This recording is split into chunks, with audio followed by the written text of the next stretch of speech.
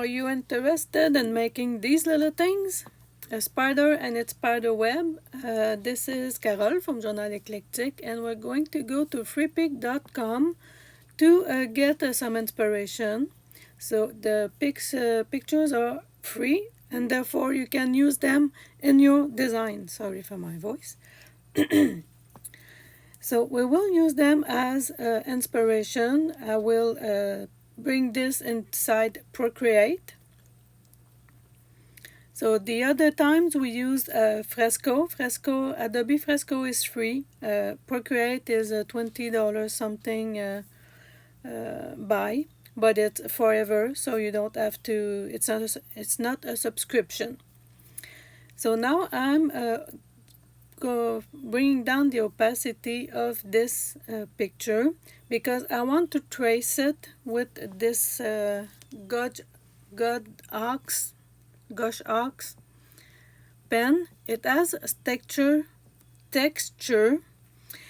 and it will be fun to do the spider web with it and the spider itself. So you find this in the new library of Procreate, which is 5.4, and it's really great. So it froze a little bit there. So I'm tracing around the design, and you can change it however you want, of course. It doesn't really matter since you're actually doing your own thing. So you will change also the size, and you will change, maybe you will warp it a little bit, who knows. I'm doing this very simply. As someone who don't really draw regularly, I can't really just do things like this without having a guide. And anybody that needs to draw something, this is basically how you can achieve it without having to spend the next year trying to learn how to draw. So Procreate is relatively easy to learn. It's a layering app, so you have layers. Now I'm just going to bring my clip art the big size. So there's a option when you click on the arrow on top that says fit to page, and once you do, it will fit to page, but to a certain size sometimes, so you have to make sure your design stays inside your white paper. So it's funny, when I'm recording this, the iPad is actually freezing some of the things that I see. So right now I'm cleaning up some of the webs. I want them to be all connected to each other. This is how we'll achieve a stencil and a die cut at the same time with CRICUT.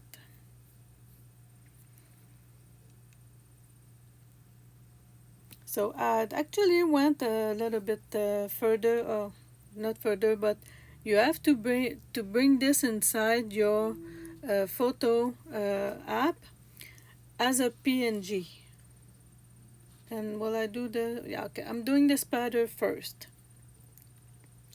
So I'm picking the spider that is not on the spider web, and this time I will actually try to replicate it just by looking at it. So I'm doing the body. I'm a bit too high for the legs, and I will bring it down with the arrow on top of the iPad. Bring it down, and now I will be able to add my legs.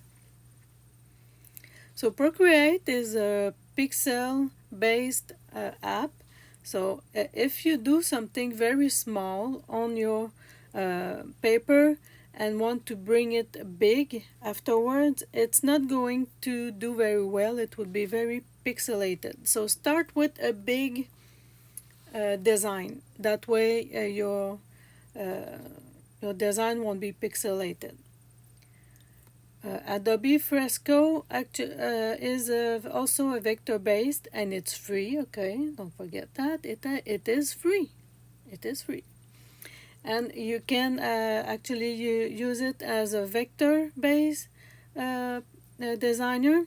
So vector based means that no matter how small or big you make it, to start with, it will always scale perfectly because it's not a pixel.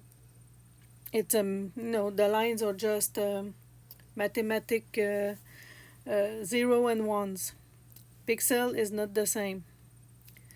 So right now I'm going to also make sure that my spider is properly done. I will add some thickness to the legs and fill it with black. This is so weird because my iPad really is capricious today.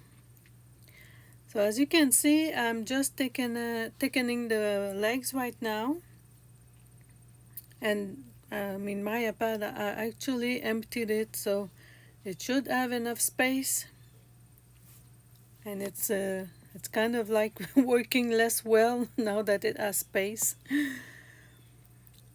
So now I will be doing, yes, I'm going to fill my spider.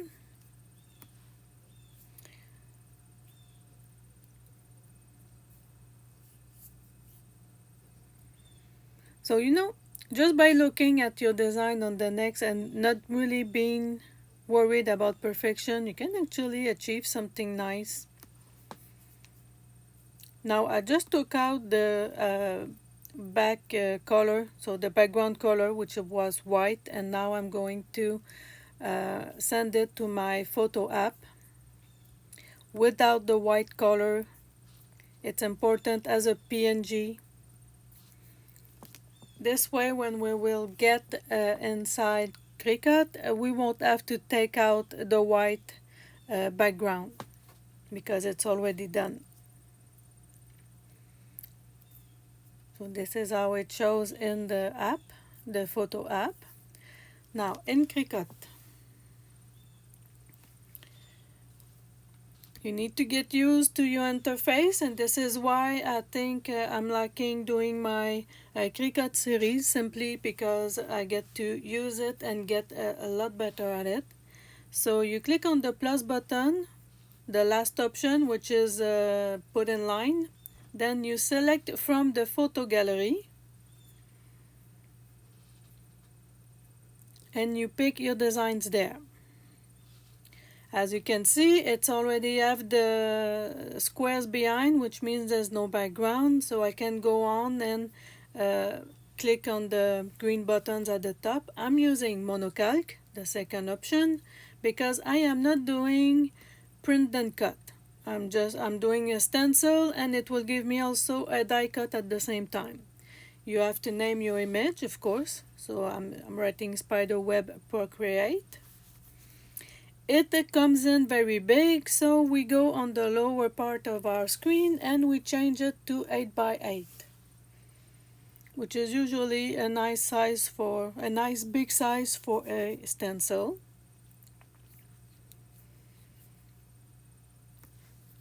Now, if you remember what we did the last times, we need to add the shape. So we're going to press on the plus button, go to shape, the second option, take the rectangle and put it over our design. I'll change the color. As you can see at the bottom of your screen, you have a black circle. That's why you can change your color of your square, because I want to see my design. I will also go to organize at the bottom of your screen, the papers as they stack, and I will put it in the back. And I'm changing the square color because I don't see anything. Black on black is not good. So now that I see what I have, I need to cut it out. So you have to pick both layers the way I did. You go to actions at the bottom of your screen and you take cut, the option that is cut. Now you have three layers. One is your design, one is your die cut, and one is your stencil. And I will name them so this way you will be able to see better what I'm talking about as far as what would be the stencil, what would be the die cut, and your design. Now know that this is not when you're looking at this, although we have traced the design from the free pick picture that we took, that we downloaded, my spider web is very wobbly. It's not at all the clean design that we took first.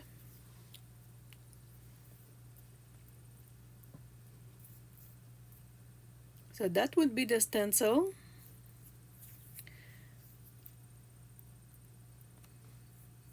Now that would be the die cut, which means that once we cut the stencil out, we will be left with this piece. And this piece, well, we can use as a die cut. So depending on what kind of paper you have, you can actually use it as a paper die cut, or if it's on a plastic like Mylar, the stencil plastic, then you can actually use it for furthermore doing a stencil with it.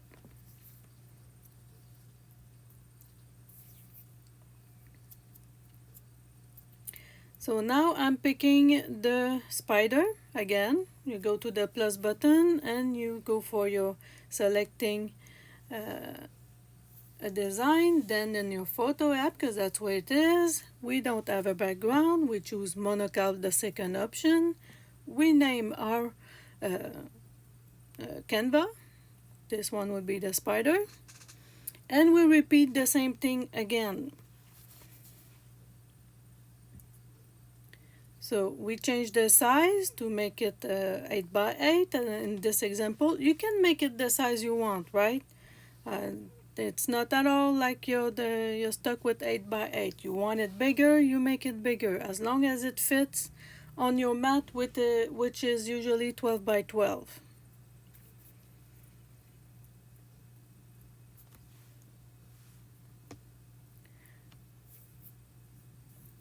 So again, now I'm going to choose my spider. I will make a square on top of it.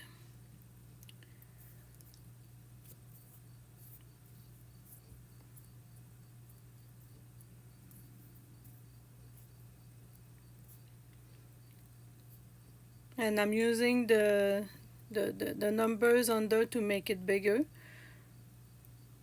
But since I don't see anything, I'm going to use the organize button. And I will make it go in the back. Then I will change the color, which is the little circle you see at the left part of your screen. That color doesn't matter, okay? You're not gonna print the red color. It's just so you can make a difference between what you have. The paper that you use is what will make the color if you have a color for your design. So now I did the action, I did cutting, cutting, separating, and now I have my 3 more layers. This would be the stencil.